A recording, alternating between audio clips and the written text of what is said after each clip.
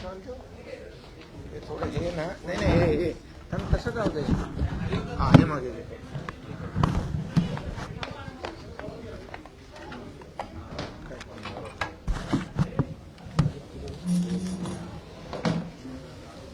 मागे कसे बसर साईडला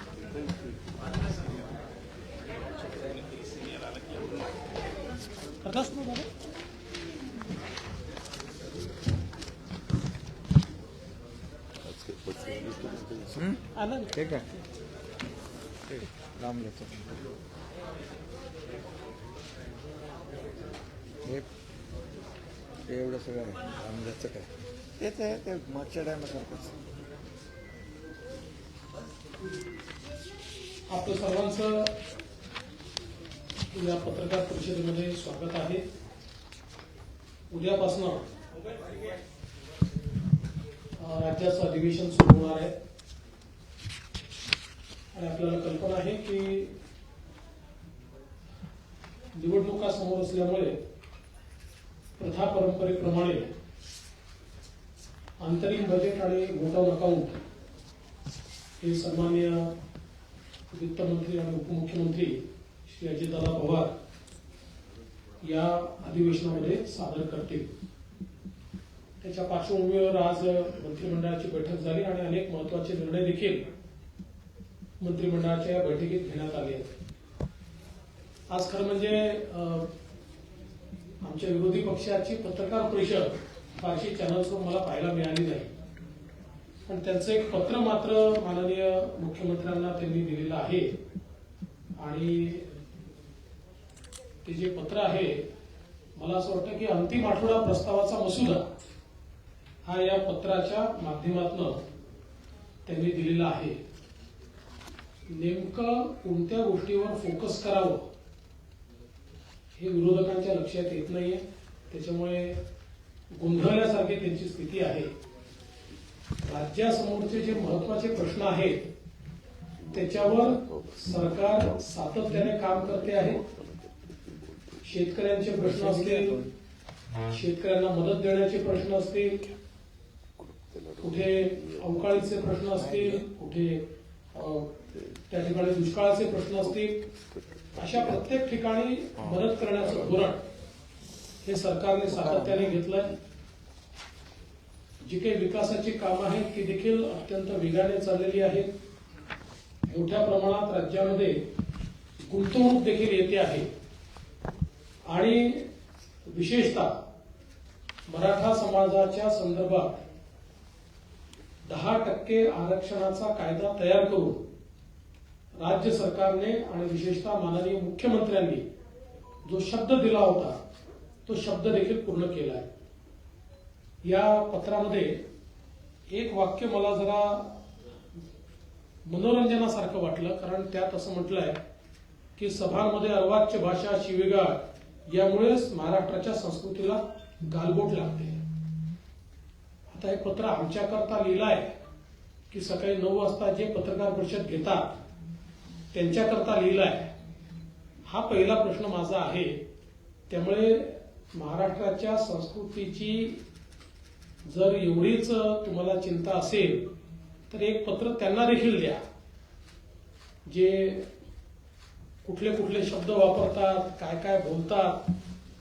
आणि म्हणून मला असं वाटतं की आत्ताच्या परिस्थितीमध्ये विरोधी पक्षाची परिस्थिती ही एका निराशेतनं ते जात आहे आणि आम्हाला मात्र महाराष्ट्राला पुढे न्यायचं आहे.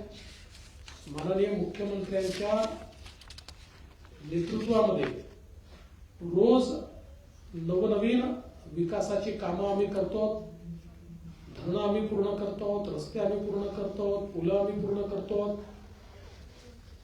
त्यामुळे लोकांचं जीवन सुकर होईल अशा प्रकारचं काम हे सातत्याने या ठिकाणी आमच्या सरकारच्या माध्यमातून केलं जात आहे. मी माननीय मुख्यमंत्र्यांचे याकरता देखील आभार मानेन की आजच्या मंत्रिमंडळ बैठकीमध्ये धानाला जो बोनस जाहीर केला होता त्या संदर्भातला निर्णय माननीय मुख्यमंत्र्यांनी घेतला आणि त्यामुळे धान उत्पादक शेतकऱ्यांच्या वतीने मी माननीय मुख्यमंत्र्यांचे अतिशय मनापासून आभार मानतो. अनेक निर्णय झालेले आहेत, मुख्यमंत्री त्या संदर्भात सांगतीलच. आणि मी या ठिकाणी आपले उपमुख्यमंत्री महोदय अजितदादा पवार यांना विनंती करतो की त्यांनी या वार्तेला संबोधित करावे. उपस्थित माननीय मुख्यमंत्री महोदय, उपमुख्यमंत्री मंत्रिमंडळातील सर्व सहकारी आणि पत्रकार मित्रांनो, दरवर्षीच्या प्रथेप्रमाणे निवडणुका ज्यावेळेस जवळ येतात आणि शेवटचं वर्ष असतं त्यावेळेस आपल्याला अर्थसंकल्प सादर करता येत नाही, म्हणून आपण अंतरिम अर्थसंकल्प दर 5 वर्षांनी सादर करत असतो. लोकसभेच्या निवडणुका होऊन तिथं नवीन अर्थसंकल्प त्यांनी सादर केल्यानंतर आपला अर्थसंकल्प साधारण जुलैमध्ये त्या ठिकाणी येईल. आणि म्हणून हे 4 दिवसाच्या अधिवेशनामध्ये साधारण एप्रिल, मे, जून, जुलै हे 4 महिन्याच्या खर्चाला मान्यता आम्ही घेणार आहोत. आणि ते घेत असताना हे मी पण आत्ताच पत्र वाचलं, कारण मी पण आज बाहेर दौऱ्यावर होतो. मी मगाशीच आलो आणि आत्ता मला ते वाचायला मिळालं. खरं तर विरोधी पक्षाचं म्हणजे त्यांच्यामध्ये काही त्राणच राहिलेलं नाही. कुठलं तरी काहीतरी आरोप करायचे. त्याच्यामध्ये मी तर आल्यावर एक चौकशी केली महानंदच्या बद्दल. बघा, सातत्याने बोललं जातं की हे महानंद गुजरातला देऊन टाकलं, गुजरातच्या दावणीला बांधलं. महानंदची जागा पत्रकार मित्रांनो गोरेगावमध्ये आहे. ती आपल्या सरकारचीच जागा आहे, महानंदला दिलेली जागा आहे. अनेक महत्वाचे प्रकल्प काही वेळेस एनडीडीबी ही पूर्णपणे देशाची एक दुधामध्ये काम करणारी संस्था आहे. आणि मागे आपल्याच महाराष्ट्रातला जळगावचा दूध संघ हा एनडीडीबीने चालवायला घेतलेला होता. तो चांगला चालायला लागल्यानंतर पुन्हा तो जळगाव जिल्हा दूध संघाकडे आला आणि आता दुधा उत्पादक शेतकऱ्यांचे प्रतिनिधी तो संघ चालवतात. त्याच्यामध्ये जाणीवपूर्वक काहीतरी आम्ही महायुतीच्या सरकारच्या माध्यमातून वेगळं करतोय, कुणाला तरी कुणाच्या तरी घशात काहीतरी घालतोय. हे इतकं दादांत कुठे माहिती घेत नाही, काही करत नाही आणि उगेच उचलली जीभ लावली टाळायला अशा प्रकारच्या यांचा काहींचा प्रयत्न चाललेला आहे. त्याच्यात अजिबात तथ्य नाहीये. ही बाब मला आवर्जून आपल्याला सगळ्यांना सांगायची. मी करार केल्यानंतर अजून करार पण झालेला नाहीये. चर्चा झालेली आहे, सगळ्यांनी राजीनामे दिलेले. आता त्यांचा प्रस्ताव आल्यानंतर कॅबिनेट त्याच्याबद्दलची चर्चा करेल, निर्णय त्या बाबतीमध्ये घेईल आणि तो स्पष्टपणे आपल्या सगळ्यांनाच कळेल. पण ह्याच्यातून कुठंतरी दूध उत्पादक शेतकऱ्यांच्यावर हे सरकार अन्याय करतंय अशा प्रकारची भावना निर्माण करायची, हे अतिशय चुकीचं त्यांचा आरोप आहे. हे पण मला या निमित्तानं सांगायचं आहे. आत्ताच डीसीएम साहेब म्हणाले तशा पद्धतीनं खूप चांगले निर्णय आजच्या मंत्रिमंडळाच्या बैठकीमध्ये घेतले गेले. थोडंसं मधी पंतप्रधानांची कॉन्फरन्स एक होती, व्हिडिओ कॉन्फरन्स, त्याच्यामध्ये काही महत्वाच्या कार्यक्रमाच्यामुळं आम्ही तिथं हजर होतो, म्हणून थोडं पत्रकार मित्रांना पण भेटायला मला उशीर लागला. नाहीतर आम्ही मगाशीच तुम्हाला सगळ्यांना भेटलो असतो. एकंदरीतच आता वेगवेगळे ज्या काही घटना आपल्या महाराष्ट्रामध्ये घडतायत, त्यांनी ड्रग्सच्या बद्दलचा उल्लेख पण पत्रामध्ये केला. मित्रांनो, पुण्यामध्येच नवीन आलेले सीपींनी त्याच्यामध्ये लक्ष घातलं, पोलीस यंत्रणेने लक्ष घातलं आणि 4,000 कोटी रुपयाचं जवळपास ड्रग पकडलं. अजून पण त्याचे धागेदोरे कुठपर्यंत जात आहेत ह्याचा शहानिशा तपास चाललेला आहे. कुठं लंडनला धागादोरा पोचलाय, पंजाबला धागादोरा पोचलाय, वेगवेगळ्या भागामध्ये ते धागेदोरे पोचले. त्याच्या संदर्भामध्ये एवढा आता तपास लागला, त्याचं कुठंतरी थोडंसं कौतुक करायचं सोडूनच द्या. परंतु एवढं कसं वाढलं, काय वाढलं, वाढायला नकोच.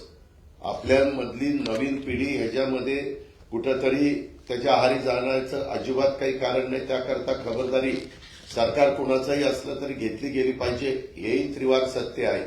पण हे पोलीस यंत्रणा त्याच्यातनं सगळ्या गोष्टी अतिशय खोलामध्ये जाऊन करतेय.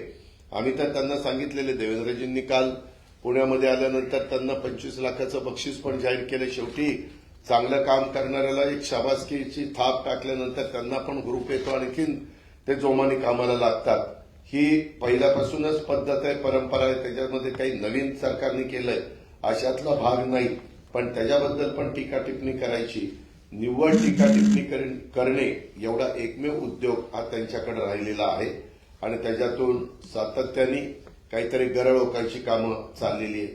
मी नेहमीच म्हणतो की सगळ्यांनीच एक भान ठेवून प्रत्येकाने आपापली स्टेटमेंट केली पाहिजे. सुसंस्कृत महाराष्ट्रामध्ये आपण सगळेजणच काम करतो, त्यावेळेस ती सुसंस्कृत महाराष्ट्राची परंपरा ही सगळ्यांनीच, आम्ही पण लोकांनी किंवा विरोधी पक्षांनी, सगळ्यांनीच त्या सर्वच राजकीय पक्षांनी पुढे पण चालवण्याचा प्रयत्न केला पाहिजे. त्याच्यामध्ये कुठं कोण चुकत असेल तर त्यालाही समजून सांगण्याचं काम केलं पाहिजे, असं माझं स्पष्ट या निमित्तानं मत आहे. मित्रांनो, दुसरा एक महत्वाचा मुद्दा एक आहे तो म्हणजे मराठा आरक्षणाच्या बद्दल. आपल्यालाही सगळ्यांना माहिती आहे की स्वतः राज्याच्या प्रमुखांनी शिवाजी महाराजांची शपथ शिवाजी आपल्या दसऱ्याच्या वेळेस घेतली, विजयादशमीच्या वेळेस, आणि त्याच्यानंतर संपूर्ण सरकार त्याच्यामध्ये कामाला लागलं, यंत्रणा कामाला लागली. त्याबद्दल जास्त विस्तृतपणे मुख्यमंत्री महोदय बोलतीलच. परंतु एकदा याच्यातनं मार्ग काढण्याचा प्रयत्न केल्यानंतर व्यक्ती कुणीही जरी असली, प्रत्येकाला संविधानाने लोकशाही पद्धतीनं म्हणणं मांडण्याचा अधिकार दिलेला आहे, आंदोलन करण्याचा अधिकार दिलेला आहे, त्याबद्दल दुमत असायचं काही कारण नाही. परंतु आपण काय बोलतोय, कशा पद्धतीनं बोलतोय, काही काही जण तिथं विभागीय आयुक्त असतील, कलेक्टर असतील, एसपी असतील किंवा बाकीचे अधिकारी असतील, यांच्याशी वागत असताना, बोलत असताना त्यांना कशी प्रकारची शिवराळ भाषा वापरली जाते, हे नक्की कोण करतंय, एवढं कसं काय धाडस होतंय, ह्याही खोलामध्ये थोडंसं जाण्याची नितांत गरज आहे. आणि एवढं स्वतः राज्याचे प्रमुख असं मी कधी बघितलं नाही. मागे पण अनेकांनी उपोषणं केली, मोर्चे काढले, परंतु राज्याचे प्रमुख 2 वेळेला, एकदा तिकडे जालन्यामध्ये गेले, एकदा नवी मुंबईमध्ये गेले, आणि एकच, राज्याची कायदा सुव्यवस्था चांगली राहावी, सगळ्यांच्यामध्ये एकोपा राहावा आणि प्रश्न तसाच लागावा, त्याच्यामध्ये खूप वर्षाची मागणी आहे. पृथ्वीराज बाबांच्या सरकारने पण त्याच्यामध्ये निर्णय घेतला होता, तो टिकला नाही हायकोर्टात. देवेंद्रजींनी पण निर्णय घेतला, तो टिकला नाही सुप्रीम कोर्टामध्ये. आणि त्याच्यानंतरच्या काळात आता निर्णय घेताना माणूस एखादा दुधाने तोंड भाजल्यानंतर ताक देखील फुंकून पितोही आपल्या मराठीमध्ये बोललं जातं. तशा पद्धतीनं फार बारकाईनं त्याच्यात लक्ष घातलं आणि मागास आयोग नेमणं, एक न्यायालयाची समिती नेमणं आणि त्याच्यातनं मार्ग काढणे, हे सगळ्या गोष्टी करत असताना आज देखील जाणीवपूर्वक वेगवेगळ्या प्रकारची वक्तव्य ही केली जातात. मुख्यमंत्र्यांच्या बद्दल शिवराळ भाषा केली जाते, उपमुख्यमंत्री असतील, बाकीचे सगळेजण असतील. अशी पद्धत आपल्या महाराष्ट्रामध्ये कधी नव्हती. कुणी असं समजू नये किंवा हे आपण काही बोललो तर ते खपतं, असं होणार नाही. शेवटी सगळ्यांना नियम कायदे सारखे आहेत, ह्याची नोंद देखील सगळ्यांनी घ्यावी. कारण नसताना एक समाजामध्ये गैरसमज पण निर्माण करण्याचा प्रयत्न करू नये. आणि मला समाजाला पण आवाहन करायचंय की हे सगळं करत असताना याच्यामध्ये सगळ्या गोष्टी टिकाऊ होतील ह्याच पद्धतीचा प्रयत्न, जसं बिहारच्या सरकारने नितीश कुमार यांनी 10% आरक्षण वाढवलं, तसं आपलं 52 अधिक 62 अधिक हे 72% झालेलं आहे.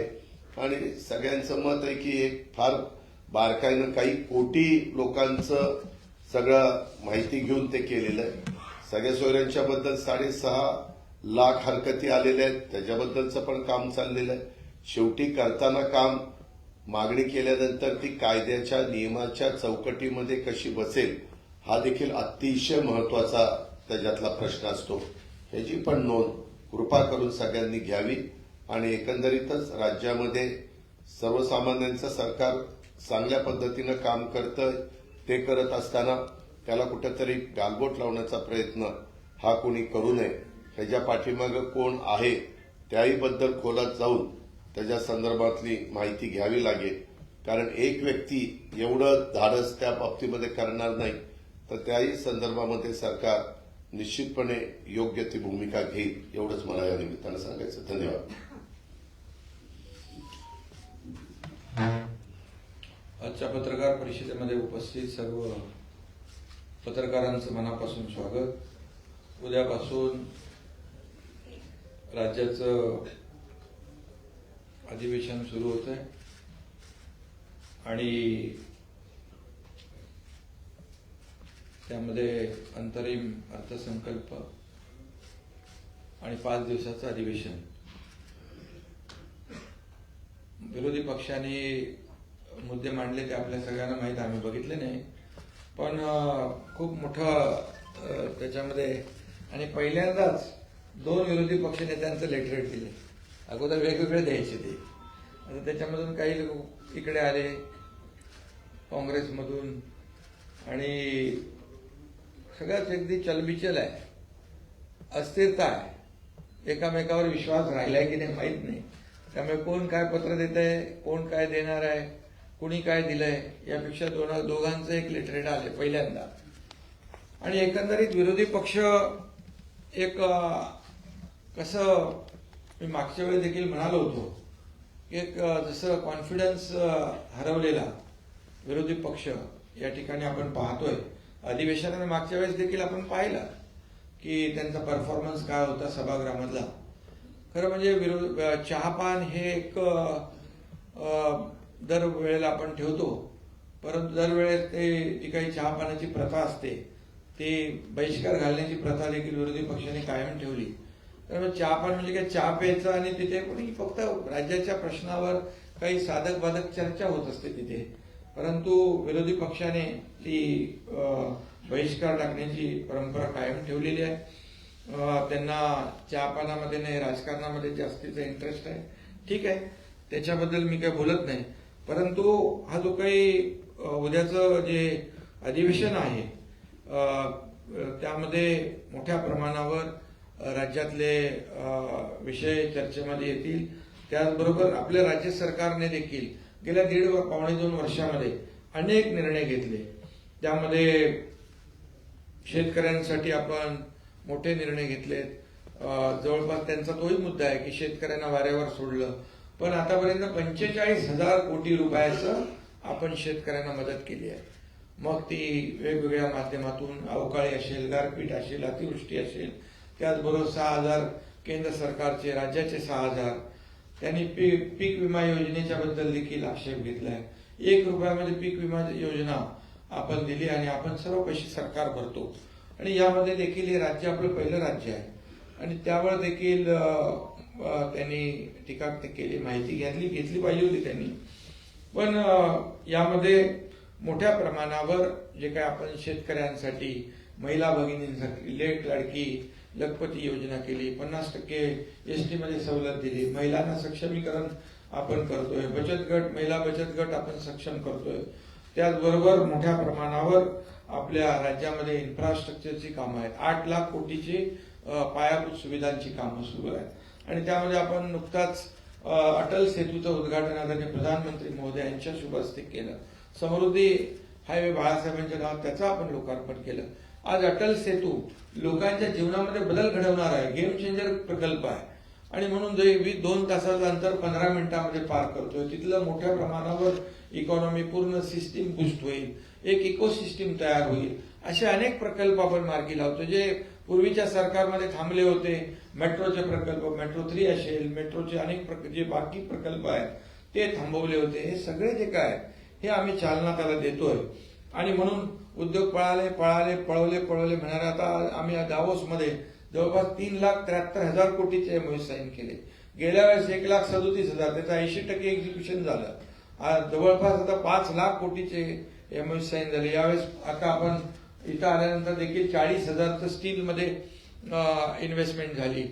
ग्रीन हायड्रोजनला आपलं राज्य पहिलं राज्य आहे आपण प्रमोट करणारं आणि आदरणीय प्रधानमंत्री मोदींची देखील संकल्पना आहे ग्रीन हायड्रोजनला आपण पुढे आणलं पाहिजे, त्याला प्राधान्य दिलं पाहिजे. हे सगळं जे काय इतके म्हणजे आपले प्रकल्प सुरू आहेत आणि एअरपोर्टचं काम सुरू आहे नव्या मुंबईमध्ये.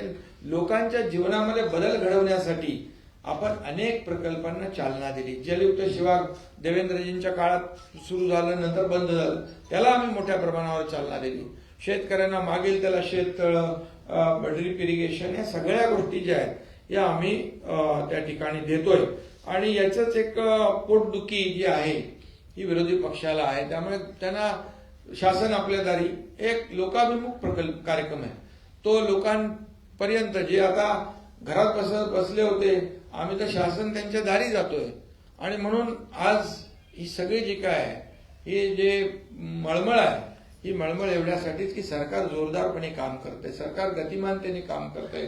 सरकार हे डबल इंजिनचं सरकार, केंद्र देखील आपल्याला सपोर्ट करतंय, मदत.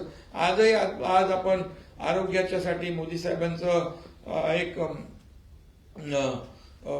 उद्घाटन आणि लोकार्पण देशातल्या प्रकल्पांचे होते. आपल्याही राज्यातले अनेक प्रकल्पांचं रिमोटद्वारे आरोग्य विभागाच्या लोकार्पण झालं, भूमिपूजन झालं. त्यामुळे आपण केंद्राकडे पाठवलेला एकही प्रस्ताव कुठलीही कपात न करता मंजूर होतोय. आणि म्हणून शेवटी आपल्याला केंद्र आणि राज्य सरकार मिळून या ठिकाणी काम करते. एक विचाराचं सरकार असलं की अशा प्रकारचे रिझल्ट मिळतात.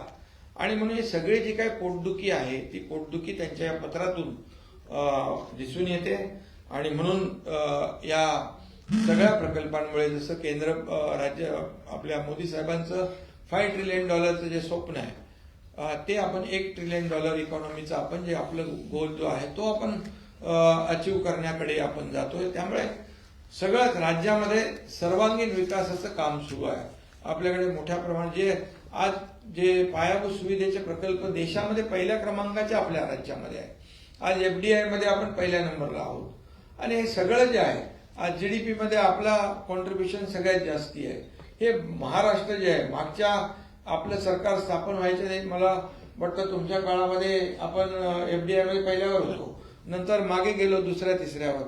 सरकार पुन्हा आपलं महायुतीचं आल्यानंतर आपण पुन्हा पहिल्या क्रमांकावर आलो. हे सगळं जे आहे हे सगळं का म्हणजे मी बोलतोय नाही, तुम्हाला सगळ्यांना माहित आहे जे बोलतोय त्यातला एक एक शब्द खरा आहे.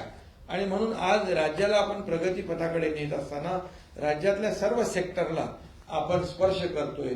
मग शेतकरी असतील, कष्टकरी असतील, कामगार असतील, महिला भगिनी आहेत, युवा आहेत, सगळे लोक आहेत. रोजगाराचा विषय आज आपला शासकीय नोकऱ्या त्या आपण सुरू केल्या, स्टार्टअप आहे, त्याचबरोबर स्किल डेव्हलपमेंट सेंटरच्या माध्यमातून आपण लाखो लोकांना नोकऱ्या देतो. आणि त्यामुळे हे जे काय गतिमानतेने सरकार सुरू आहे, आपण स्वच्छतेकडे आपण लक्ष दिलंय, डीप क्लीन ड्राईव्ह आपण स्वतः सुरू केले. त्याच्यामुळे खूप मोठ्या प्रमाणावर टप्प्याटप्प्याने मुंबईनंतर इतर सगळे शहरं सर्व राज्यामध्ये आपण ते करतो. त्याच्यामुळे प्रदूषणामध्ये देखील खूप जे काही कमी झालंय. हे सगळं जे आहे हे सगळं जे काही हजम होत नाहीये. आणि त्यामुळे या सगळ्या ज्या बाबी आहेत, मराठा आरक्षणच्या बाबतीमध्ये मराठा आरक्षण आज आपण जे मी अजितदादा म्हणाले, मी शपथ घेतली होती त्याप्रमाणे मराठा आरक्षण 10% देण्याचा निर्णय आपल्या सरकारने घेतला. एक धाडसी निर्णय घेतला. जेव्हा यापूर्वी देखील हा निर्णय घेतला होता, जेव्हा देवेंद्रजी मुख्यमंत्री होते आणि हायकोर्टामध्ये तो निर्णय टिकवला आपण. परंतु दुर्दैवाने सरकार बदलल्यानंतर सुप्रीम कोर्टामध्ये ज्या पद्धतीने बाजू मांडली पाहिजे होती ती बाजू मांडली नाही. दुर्दैवाने तिथे रद्द झाला. आणि आता याच्यामध्ये कुणबी नोंदी आहेत त्या आपण तिथे जी शिंदे कमिटी आहे ते एक वेगळं काम सुरू आहे. आज त्याच्यामध्ये जे नोटिफिकेशन काढलेलं आहे त्याच्यामध्ये आपण हरकती 6 लाख आलेल्या आहेत त्याची स्क्रुटिनी करतोय. त्यानंतर ते आपण त्याच्यावर प्रक्रिया सुरू आहे, त्याच्यावर सरकार योग्य तो निर्णय घेईल. परंतु जे सुप्रीम कोर्टामध्ये आरक्षण टिकवण्यासाठी जे काय मुद्दे ज्या काय बाबी मांडायला पाहिजे होत्या तिथे आलेलं जे अपयश आहे आणि ते अपयश, तिथे काढलेल्या त्रुटी, तिथे ज्या काही निरीक्षणं सुप्रीम कोर्टाने नोंदवली होती ती पूर्णपणे आम्ही मागासवर्ग आयोग नवीन गठीत केला, त्याचे पुनर्गठन केलं आणि मोठ्या प्रमाणावर 4 लाख लोक काम करत होते. आणि 4 लाख लोक काम करत असताना मागासवर्ग आयोग त्याचबरोबर 3 निवृत्त न्यायाधीश त्यांना आपण याच्यामध्ये मदतीला घेतलं होतं. इतर सगळी टीम जी आहे, जेव्हा अगोदर हायकोर्टामध्ये टिकवलं त्यावेळेस जी टीम होती त्यांची मदत आम्ही घेतली आणि हे मराठा आरक्षण 10% देण्याचा निर्णय घेतला. जसा आम्ही शब्द दिला होता तो शब्द आम्ही पूर्ण केला. ओबीसी समाज इतर समाजाला धक्का न लावता आम्ही मराठा आरक्षण देणार ही भूमिका सरकारची स्पष्टपणे पहिल्या दिवसापासून होती आणि ती आम्ही पूर्ण केली. आज काही लोक म्हणतात ओबीसी मराठा आरक्षण टिकणार नाही. अरे आता आम्ही दिलेलं आहे, तुम्ही तर दिलं नाही कधी. जेव्हा तुमच्या हातात संधी होती तेव्हा दिलं नाही. मराठा समाजाचा वापर करून घेतला, नेते मोठे मोठे सर्व पदाधिकारी झाले, सत्ता आली, सगळं आलं, परंतु त्या समाजाला वंचित ठेवलं आणि आम्ही प्रामाणिकपणे दिलं. आता तुम्ही सांगता टिकणार नाही. अरे का टिकणार नाही त्याची कारणं द्या. आणि मराठा समाजाला दिलेलं आरक्षण पूर्णपणे कायद्याच्या चौकटीत आणि कायद्याच्या कसोटीवर टिकणार आहे. मोठ्या प्रमाणावर आपण एम्पिरिकल डेटा गोळा केलेला आहे. तो फक्त सॅम्पल सर्व्हे नाही, एक्सटेन्सिव्ह सर्व्हे केला आहे, डिटेल्ड सर्व्हे केलेला आहे. मराठा समाज मागास कसा आहे सोशली आणि एज्युकेशनली हा पूर्णपणे, जसं कोर्टाने म्हटलं तुम्ही पहिलं मागास सिद्ध करा. कोर्टाने ज्या ज्या बाबी मांडलेल्या आहेत त्या त्या बाबींचा अंतर्भाव आम्ही मराठा समाजाला आरक्षण देताना केलेला आहे. त्यामुळे मराठा समाज दिलेलं आरक्षण पूर्णपणे कायद्याच्या चौकटीवर बसण्यासाठी, टिकण्यासाठी शासन पूर्ण ताकद लावेल. आणि आम्हाला विश्वास आहे ज्या बाबी सुप्रीम कोर्टाने ज्या मांडल्या होत्या, जी निरीक्षणं नोंदवली होती, ज्या त्रुट्या दाखवल्या होत्या त्या पूर्णपणे दूर यामध्ये केलेल्या आहेत. त्यामुळे विरोधी पक्षाने देखील हे आरक्षण कसं टिकलं पाहिजे अशा सूचना न करता टिकणार नाही, का टिकणार नाही याची कारणं तर देत नाहीत. आणि म्हणून मी आपल्याला एवढंच सांगतो की आज मराठा समाजाला आरक्षण आपण दिलंय, जसा शब्द दिला त्याप्रमाणे सरकार वागलेलं आहे.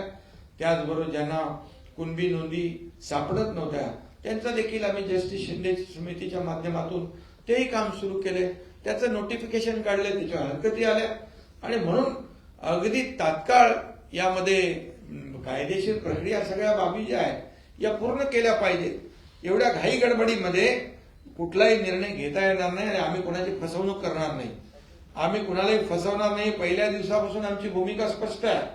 आणि म्हणूनच जो काही निर्णय घेतलाय हा टिकणारा निर्णय आम्ही घेतलेला आहे. आणि म्हणून माझी विरोधी पक्षाला देखील त्यांनाही आव्हान आहे की यामध्ये मराठा समाजाला आरक्षण दिल्यानंतर, तुम्ही दिलं नाही पण आम्ही दिल्यानंतर उलट तुम्ही त्याच्यामध्ये सहकार्याची भूमिका घ्यायला पाहिजे. ते कसं टिकेल या बाबतीत चांगलं बोललं पाहिजे. ते टिकणार नाही असं संभ्रम निर्माण करून मराठा समाजाला त्याचं खच्चीकरण करण्याचं काम कोण करतंय याचा देखील जनतेसमोर उलगडा नक्कीच होईल. आणि म्हणून मी एवढंच सांगेन की आता सरकारने निर्णय घेतलाय. सरकारने निर्णय घेतलेला असताना यामध्ये टिकवण्याचा देखील जबाबदारी आमची आहे. आणि म्हणूनच या कायदा सुव्यवस्था राखण्याची जबाबदारी देखील आमची आहे. त्यामुळे कुणीही या संयम पाळावा, कायदा हातात घेता कामा नये. शेवटी सर्वसामान्य माणसाला या राज्यामध्ये सुखाने, समाधानाने, आनंदाने जगण्याचा अधिकार आहे. त्यामुळे सरकारने जो शब्द दिला तो शब्द पाळलेला आहे. आणि म्हणून आंदोलनकर्ते जे कोणी असतील त्यांनी देखील या सगळ्या गोष्टी सरकारने केलेल्याची जाणीव ठेवली पाहिजे. सरकारने आतापर्यंत जे काही केलं, जस्टिस शिंदे कमिटी नेमली, अगदी तेलंगणा, हैदराबाद पर्यंत त्या ठिकाणी देखील आपले लोक गेले. त्या ठिकाणी देखील जे काही पुरावे आहेत ते आपण शोधतोय. आणि म्हणून मराठा समाजाला ओबीसी प्रमाणे जोपर्यंत आरक्षण मिळत नव्हतं सवलती देण्याचा निर्णय आपण घेतला. सारथी असेल, अण्णासाहेब पाटील आर्थिक विकास महामंडळ असेल, त्याचे 10 लाखाचे 15 लाख आपण त्याचं कर्ज आपण व्याज आपण भरतोय सरकार म्हणून. आज हॉस्टेल ज्या ठिकाणी आहे तिथे हॉस्टेल दिलेत, जिथे हॉस्टेल नाही त्यांना आपण भाडं वाढवून ते स्वधार योजना सुरू केली.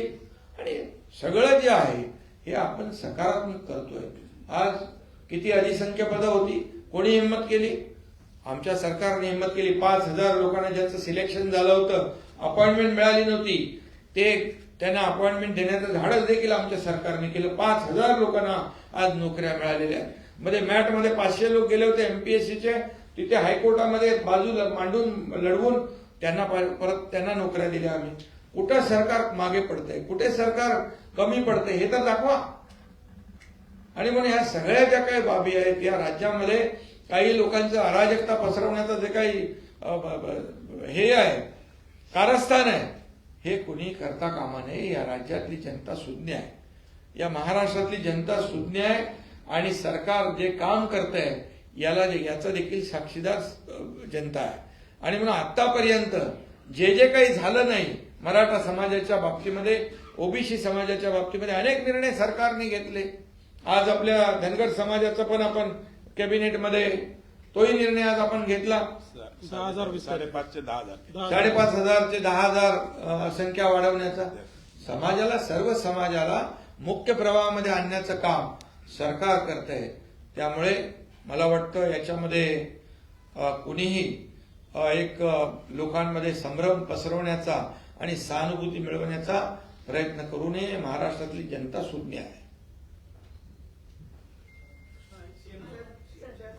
मनोज जरांगे पाटील वारंवार त्यांच्या मागण्यांमध्ये बदल करतायत, नवीन मागण्यांचा समावेश करतायत आणि आज त्यांनी दुपारी जे काही स्टेटमेंट केलेले आहे असंसदीय शब्द काही वापरलेले आहेत त्यांनी. तर त्या संदर्भात आपली काय प्रतिक्रिया? दुसरं म्हणजे त्यांच्या विधानामागे विरोधी पक्षांचे नेते आहेत का? काही जणांनी आरोपी थेट केलेले आहे. शरद पवार साहेबांचं, उद्धव ठाकरेंचं नाव येते, राजेश टोपे यांचं जे स्थानिक नेते जालन्याचे त्यांचे देखील नाव घेतलेलं आहे. खरं म्हणजे मनोज जरांगे पाटील एक मराठा समाजासाठी एक प्रामाणिक भावना मनामध्ये ठेवून या लढ्यामध्ये उतरले अशी आमची पूर्ण भावना होती. आणि त्याप्रमाणे मग जस्टिस शिंदे कमिटी आम्ही केली. आतापर्यंत कोणबी प्रमाणपत्र मिळत नव्हतं, ते देण्याचं काम सुरू झालं. मग त्याच्यामध्ये त्यांची मागणी आली सरसकट द्या. त्याच्यानंतर मागणी आली सगळ्या मराठवाड्यात पुरती मर्यादित होती. त्यानंतर अख्ख्या राज्यामध्ये व्याप्ती वाढवा, ती आम्ही वाढवली. त्यानंतर सगळ्या सोयऱ्याची मागणी आली, त्याच्यावर नोटिफिकेशन काढलं, त्याच्यावर हरकती आलेल्या आहेत, त्या अद्याप त्याच्यावर प्रक्रिया सुरू आहे. त्यानंतर ओबीसी मधून द्या. अशा प्रकारच्या मागण्या वेगवेगळ्या वेळोवेळी बदलत गेल्या.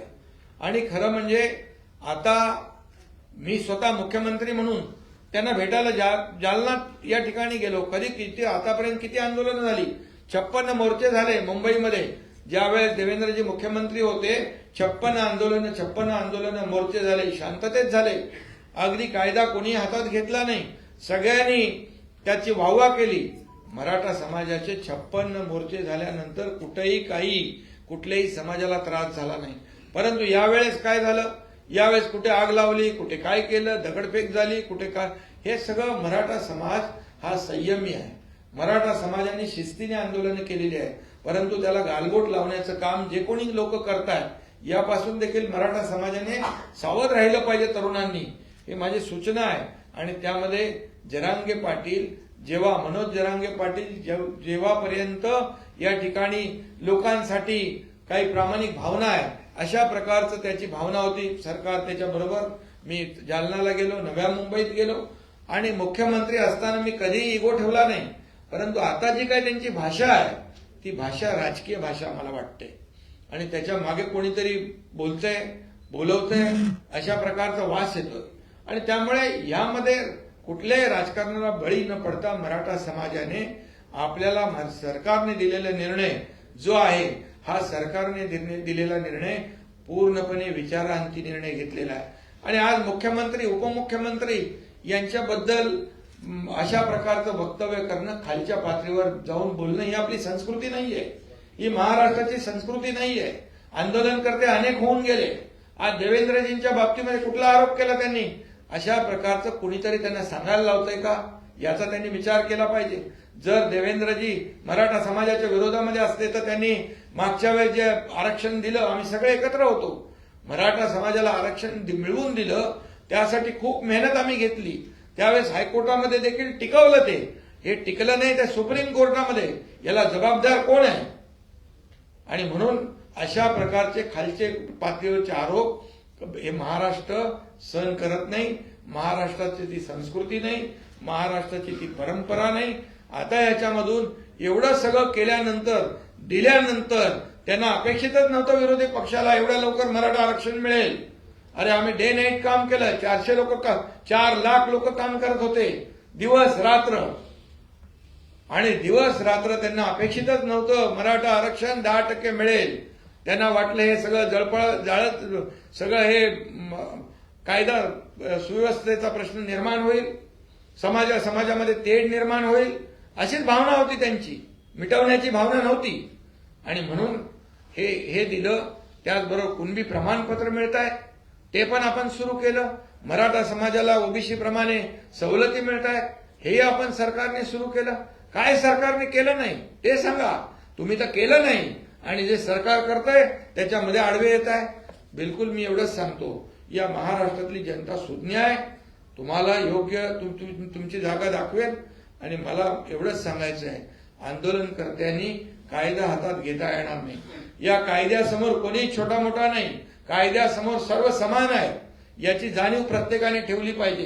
सरकार म्हणून, मुख्यमंत्री म्हणून मी कधी काही इगो ठेवला नाही. कशाला जायचं, कशासाठी जायचं, हजारो आंदोलनं झाली या राज्यामध्ये, तेव्हा अशा प्रकारचं कधीही कोणी वागलं नाही. आणि म्हणून प्रत्येकाने आपल्या आपल्या मर्यादेमध्ये राहिलं पाहिजे. या आपल्यामुळे समाजाला त्रास होता कामा नये, कायदा सुव्यवस्थेचा प्रश्न निर्माण होता कामा नये, याची दखल आणि नोंद प्रत्येकाने घेतली पाहिजे. आणि या सगळ्या मागे सरकार पूर्णपणे लक्ष ठेवून आहे. आणि कुणाला वाटत असेल की सरकारला काही माहीत नाही, परंतु सरकार, गृह विभाग या बाबतीमध्ये पूर्णपणे लक्ष ठेवून आहे. मी पुन्हा एकदा सांगतो, या राज्यातली कायदा सुव्यवस्था बिघडवण्यासाठी जे कोणी जबाबदार असतील त्यांना बिलकुल सरकार पाठीशी नाही, माफ करणार नाही.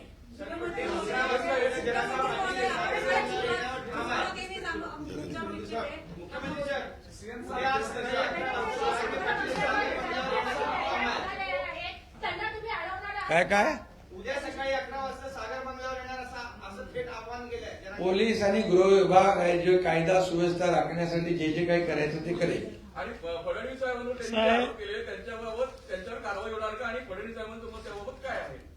सर, अजून त्याला जोडून एक प्रश्न आहे मला की तुम्ही एक म्हणालात एक आरोप त्यांनी केला आहे की सलाईनमध्ये विष देऊन मारण्याचा प्रयत्न आहे. लक्षामध्ये दिलं आणि तुम्ही त्यांच्यावर कारवाई करायला पाहिजे होती. ज्या पद्धतीने ते वाद गेले आणि जरांगे पाटील हे काय एकमेव मराठ्यांचे नेते नाहीयेत असं आम्ही मानतो आणि जनताही मानते. तुम्ही त्यांच्यावर विश्वास ठेवत इतक्या वेळ त्यांना सांभाळून घेतलं ही तुमची चूक आहे. आणि तुम्ही त्यांच्यावर आताच कारवाई करणार का हे सांगतो. पहिल्यांदा तर सागर बंगला हा सरकारी आहे. कोणीही सरकारी कामाने कधीही सागर बंगल्यावर येऊ शकतं, कोणाची अडवणूक नाही. दुसरी गोष्ट, जे माननीय मुख्यमंत्र्यांनी या ठिकाणी सांगितलं, कुठल्या निराशेतून ते बोलतायत, कुठली सहानुभूती त्यांना घ्यायची आहे याबद्दल मला कल्पना नाही. ते जे बोलले ते बिनबुडाचं आहे, धादांत खोटं आहे हे त्यांना देखील माहिती आहे. मराठा समाजाकरता मी काय केलं मुख्यमंत्र्यांनी आता सांगितलं आणि मराठा समाजालाही माहिती आहे. आज जी सारथी किंवा अण्णासाहेब पाटील आर्थिक विकास महामंडळ मराठा विद्यार्थ्यांना आणि तरुणांना आशेचं स्थान आहे, त्याची सुरुवात मी केली आहे. त्याच्या सगळ्या योजनांची सुरुवात मी केली आहे आणि त्याच्यानंतर माननीय मुख्यमंत्री महोदयांनी त्या सगळ्या योजना अधिक सुदृढ केल्या आहेत, त्या योजनांमध्ये वाढ केलेली आहे. मराठा आरक्षण मी हायकोर्टात देखील टिकवलं, जोपर्यंत मी मुख्यमंत्री होतो सुप्रीम कोर्टात देखील टिकवलं. माझं मुख्यमंत्रीपद गेल्यानंतर जे मुख्यमंत्री आले होते आणि त्यांच्यासोबत जे काही ज्यांना जबाबदाऱ्या दिल्या होत्या, जे काही असेल, पण ते सुप्रीम कोर्टामध्ये ते मुख्यमंत्री हे आरक्षण टिकवू शकले नाहीत, हे देखील आपण सगळ्यांनी स्पष्टपणे बघितलेलं आहे. त्यामुळे कोणाच्या म्हणण्याने मराठा समाज त्या गोष्टीवर विश्वास ठेवेल असं मानणाऱ्यांपैकी मी नाही. पण एक गोष्ट मात्र निश्चित आहे, जी स्क्रिप्ट आतापर्यंत उद्धव ठाकरे बोलत होते, ज्या स्क्रिप्टवर पवार साहेब बोलत होते, नेमक्या तशाच स्क्रिप्टवर तेच विषय जरांगेंनी का मांडावे असा माझ्यासमोर प्रश्न आहे. त्याच्यामुळे याच्या पाठीशी काय आहे काय नाही आहे, मुख्यमंत्री मोदयांनी सांगितलं, त्याची काही कल्पना आमच्याकडे आहे, ती योग्य वेळी बाहेर येईल. तुर्तस एवढंच आहे, कायदा सुव्यवस्था न बिघडवता कोणी आंदोलन केलं तरी आमची हरकत नाही. पण कायदा आणि सुव्यवस्थेचं पालन होणार नसेल तर पोलिसांना योग्य कारवाई ही करावीच लागेल. सलाईनमधून मला देऊन कार मारण्याचा प्रयत्न केला.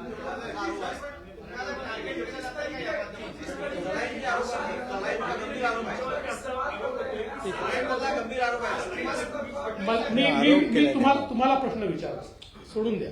तुमचा तरी विश्वास आहे का? मी तुम्हाला प्रश्न विचारतो, सोडून द्या. तुमचा तरी विश्वास आहे का? अशा गोष्टीला उत्तर तरी द्यायच्या, तुम्हालाही समजलं पाहिजे. तुम्ही मला असे प्रश्न विचारता, मला तुमचं आश्चर्य वाटतं. मग कारवाई करा. मुख्यमंत्रीजी हाँ। किसानों का आंदोलन चल रहा है तो दूसरी तरफ महाराष्ट्र में चुनाव सामने है, इसलिए आपको लगता है कि ये साजिश के तहत जो है मनोज जरांगे एक तरह से निकले हैं, और क्या इसके पीछे कोई राजनीतिक साजिश आपको नजर आती है? आप जांच करके नहीं, इसलिए तो मैंने पहले कहा कि जब एक कार्यकर्ता के रूप में एक समाज के लिए जो लड़ता है न्याय दिलाने के लिए, तब तक हमने पूरा उनको सहयोग किया। क्या नहीं किया, हम लोग ने सब कुछ किया है। और अब जब उनकी बोली भाषा बदल गई है, जैसे डीसीएम साहब ने बोला कि जो शरद पवार उद्धव ठाकरे जो बोल रहे हैं वो वही भाषा बोल रहे हैं, इसका मतलब ये साजिश है। अरे साजिश का पर्दाफाश तो होगा, इसमें कोई कानून के सामने कोई छोटा बड़ा नहीं है। जब तक हम समझते थे एक ईमानदारी से लड़ाई लड़ रहे हैं, हम उसके लिए सब कुछ किया। मुख्यमंत्री किधर जाता है, कितने आंदोलन हुए आज तक। इसलिए अपने अपने सीमा में हर एक ने रहना चाहिए। सरकार सबका है और सरकार सबके लिए कर रहा है। हमने जो शब्द दिया था वो पूरा किया है, किसी अन्य समाज को अन्याय नहीं करते हुए। ये तो मराठा समाज में खुशी की लहर है। अभी ये बार बार ये मांग एक होने के बाद दूसरा, ए होने के बाद बी होने के बाद सी होने के बाद डी, वो सब देने के बाद फिर तो राजनीति की भाषा बहुत चालू हो गई। ये ऐसे कौन से देवेंद्र जी ने अगर मराठा समाज को नहीं देना होता तो उनके समय में मराठा आरक्षण कैसे मिलता? मराठा समाज को आरक्षण भी मिला, हाईकोर्ट में उसको वैलिड भी हुआ, और सुप्रीम में जब गया तो मुख्यमंत्री कौन थे? 5,000 लोगों को नौकरियां देने की बात थी, तो यही एकनाथ शिंदे ने कहा था जो भी होगा उसका जिम्मेदार हम है, हम फेस करेंगे। 5,000 लोगों को नौकरी देने का हिम्मत हम लोग ने दिखाया है। तो जो बोलने वाले जो है उन्होंने सिर्फ मराठा समाज का इस्तेमाल किया है। अब जब दिया है तो बोलते टिकेगा नहीं। अरे क्यों टिकेगा नहीं, उसका तो रीजन बताओ। ये मराठा आरक्षण पूरा ऐसी तरह से दिया है कि जो सुप्रीम कोर्ट ने जो ऑब्जर्वेशन, जो त्रुटियां खामियां निकाली थी, उसे पूरा किया है। 4 लाख लोगों को काम पे लगाया था इसमें। हर जिले में, हर कलेक्टर ऑफिस में विशेष ऑफिस खोला था इसके लिए। और जो दिया है तो उसे पॉजिटिव बात करनी चाहिए। इसका मतलब राज्य में कानून व्यवस्था बिगाड़ना, ये सामने चुनाव देखकर राजनीति की रोटियां सेकना, ये लोग बहुत भली भांति जानते हैं। बहुत समझदार महाराष्ट्र की जनता है। ये उनको वो सही जगह दिखाएंगे। इसके पीछे जो भी साजिश है वो साजिश तो उसका पर्दाफाश तो होगा ही। लगातार जो भूमिका बदल रही है मनोज जरांगे पाटिल की, पिछले 3 महीने से आपसे लगातार मांग बढ़ती जा रही है। अब जब आरक्षण की मांग पूरी होती है उसके बाद राजनीतिक आरोप प्रत्यारोप शुरू हो जाते हैं, इसको कैसे? ये देखो महाराष्ट्र की संस्कृति है, इतने निचले स्तर पर आरोप लगाना आंदोलनकारियों ने, ये शोभा नहीं देता है। ये उनकी बोली नहीं है, ये और किसी की बोली है। और इसलिए मैं अभी भी कहूंगा कि उन्होंने इससे बलि पड़ना नहीं चाहिए, लोगों के बहकाव में नहीं आना चाहिए। जो लोग जो आज जिन्होंने इतने साल राजनीति की, जब उनके हाथ में था मराठा समाज को आरक्षण देना, तब नहीं दिया, वंचित रखा सबको। और जब हमने देने की हिम्मत बताई तो उसके साथ में जैसे सहयोग करना चाहिए, न कि कानून व्यवस्था बिगाड़ के संभ्रम निर्माण करना चाहिए। मुख्यमंत्री किंवा उपमुख्यमंत्री, कानून के सामने कोई भी छोटा बड़ा नहीं है, मैंने बताया है आपको। मुख्यमंत्री किंवा उपमुख्यमंत्री यांच्या विरुद्ध कोणी समाज माध्यमांवर आरोप केले तर आतापर्यंत अनेकदा गुन्हे दाखल झालेले आहेत। अरे मुख्यमंत्र्यांनी तर जेलमध्ये टाकले, आरोप केले तर राणेंना आणि त्या कंगना रणावतला आणि त्या कोण तो आपला राणा, नवनीत राणा, याला 40 दिवस जेलमध्ये टाकला, देशद्रोहाचा खटला भरला। तेच मला विचारायचंय, तर फडणवीस साहेबांवरती असे आरोप झाल्यानंतर जरांगे विरुद्ध आपण गुन्हा दाखल करणार आहात का? सगळं कायदेशीर, ज्या मी मगाशीच म्हटलं, कायद्यापेक्षा कुणी स्वतःला मोठं समजू नये। संयम ठेवलेला आहे सरकारने, संयमाचा अंत पाहू नका। दुसरा प्रश्न असा आहे की तुम्ही 2.5 वर्षाच्या काळात सुप्रीम कोर्टात हे आरक्षण टिकवलं नाही, महाविकास आघाडी सरकारने असं म्हणाला होता। या सरकारमध्ये राष्ट्रवादी काँग्रेस पक्ष सामील होता आणि त्याच्यात अजितदादा पवार हे उपमुख्यमंत्री होते। हा, मग काय झालं? त्याच्यामध्ये कुठं एक अजितदादा पवार काय उपसमितीचे अध्यक्ष होते का मुख्यमंत्री होते? असं नाही, पण पक्षीय अरे असं काय, तुम्ही बघा, आरक्षण जे टिकलं हायकोर्टामध्ये, सुप्रीम कोर्टामध्ये टिकलं नाही का?